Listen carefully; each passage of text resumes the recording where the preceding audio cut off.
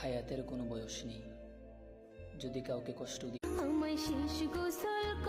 যদি লাইফে কখনো বিয়ে করা যে ফরজ, একজন নারী কখনোই পুরুষের মতো মেয়েদের মন পাল্টাইতে সময় লাগে। এলো ঈদুল আজহা ভালোবাসাও সুন্নাত, ভালোবাসা প্রকাশ করাও সুন্নাত,